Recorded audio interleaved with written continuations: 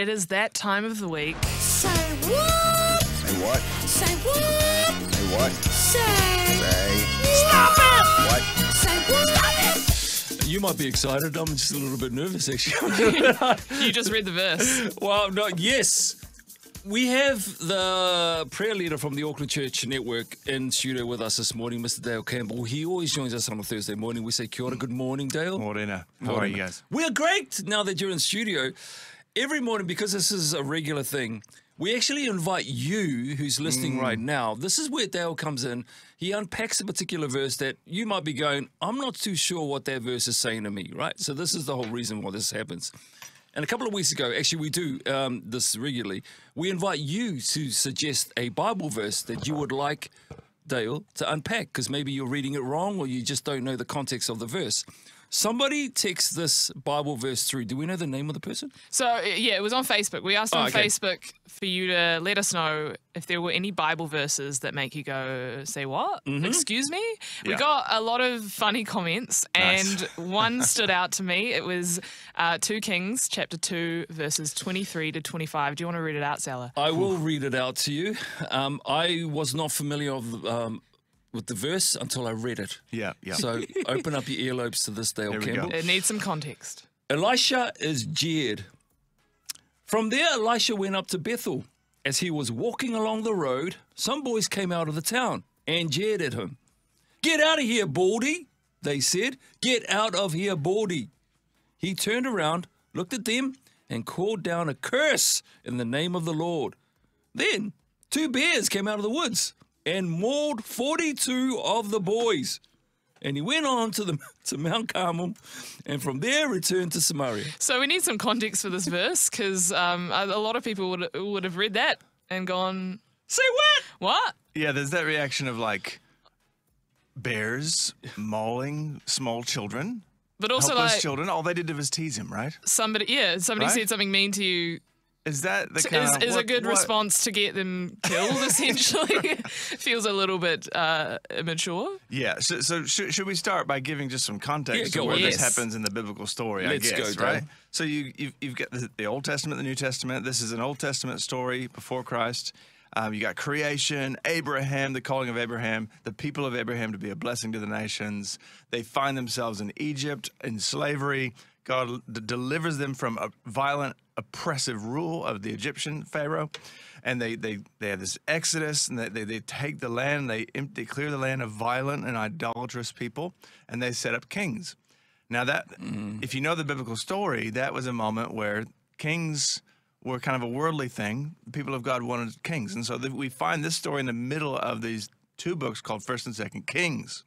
And so not all these kings were being faithful to God, and God sends prophets to criticize the kings and the people of God for their idolatry. And so you have this huge prophet, Elijah, you know, from the Mount Carmel story and fire on wet logs and all that, amazing story. And then he ascends to heaven. He goes up.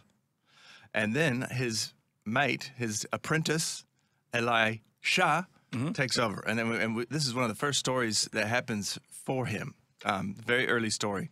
So that's the context, right? And just one thing to add is that at the end of 2 Kings, we see the final end of the people of God going into exile. You know, the Babylonians and the Assyrians, you know, they have not been faithful, so they're punished. And so, yeah, you have this prophet who shows up. Now, there's a few things just to correct on this, because first of all, I think it's the King James Version has the translation children, and I think your translation said boys. Okay, yep. Right?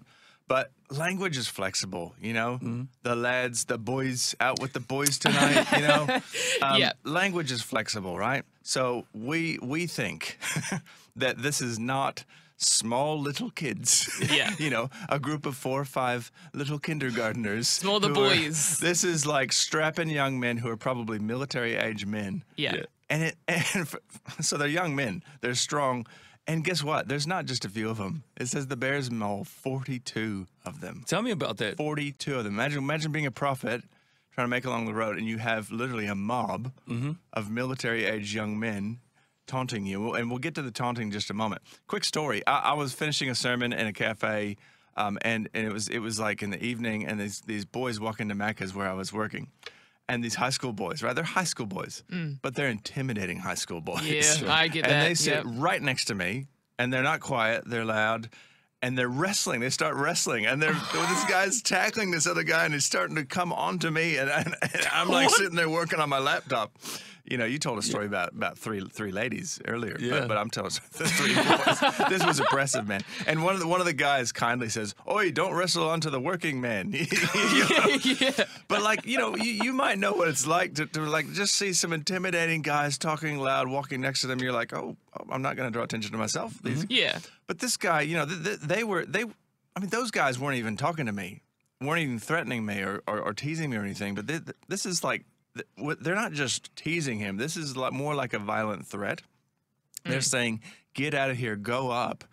Elijah had just died. They're effectively saying to him, "Hey, we want you to be dead. We want you to be out of here." And we know, I mean, in the stories of the Old Testament and the Book of Kings, 1st and 2nd Kings, violence often breaks out. Prophets find themselves defending themselves or fighting for various causes. So this is quite a heated moment. So it just casts it in a different light. It's not really a few insults are being thrown. Elisha's actually in physical danger. I think so. Yeah. I think that's how we should read it. Yeah. And translation is tricky. The last thing to say about it is the bears. You know, like, I just think it's interesting, right? Like, instead of Elijah taking a sword and starting to fight a few of them, God often uses a third entity to bring protection. You know, like at the end, I mentioned the Babylonians and the Assyrians, you know, to discipline Israel, who had gone off the rails. God allows these people to take them into exile. So God often does his work through a third entity. Casts it in a little bit different light, I think. Do you think Elisha knew that 2 bears would come out and do what they did? We're not told. We have no idea. So I just say, well, I guess I didn't need to know. And I have a question about the curse. Yeah, come on. Are we?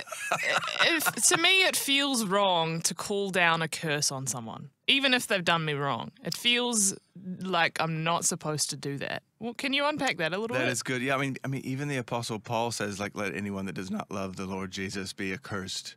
You know, and I think there's a in Deuteronomy it says, you know, like, I have set before you life and death, blessings and cursings, right? Yeah. And it seems to be like when we talk like this, we can clearly do cursing in a bad way, I think. Mm-hmm. But when we talk about curses in a good sense, I think it's just the way that God has made the world, that some things are going to work out well for us, some things are opposed to God and antichrist and bad, and we're actually doing people a favor by pointing out that they're unhealthy and taking us away from flourishing.